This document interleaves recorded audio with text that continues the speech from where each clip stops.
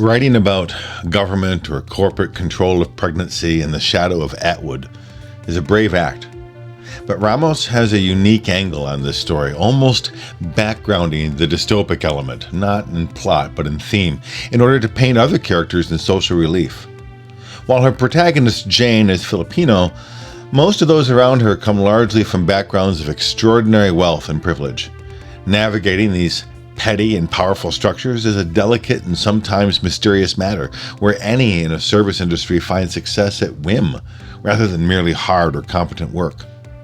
Troublesome then is a Jane who desires a future for her daughter, but who is not altogether competent in her judgment. The action of the story is fair enough.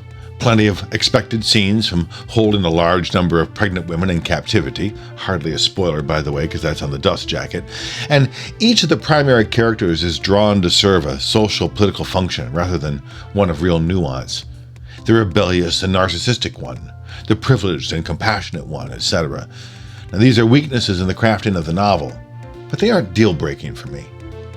More difficult for me, though, was a resolution that did not address these functions adequately, at least in that the groundwork laid, again that background dystopia, is not so fully addressed that the resolution is satisfying. Horrifying? Fulfilling?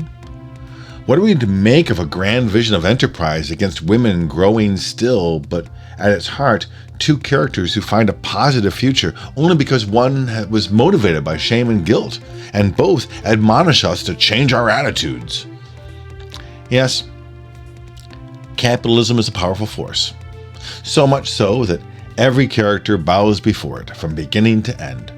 The semi-competent Jane doesn't stand a prayer, but neither do her antagonists in the end. And while a good number of pages are spent rationalizing a happy domestic ending for some of them, I can't help thinking that the horror of the novel is that very little effort is spent actually reflecting on its implications here. Morality is found only in legalese and enterprising policymaking. In short, there's something in this novel to enrage just about everyone outside of its story. From characters as ironically blind at its end as they were at the start, to the finger Ramos points to each of its readers for their part in a future we are all working so hard to reach.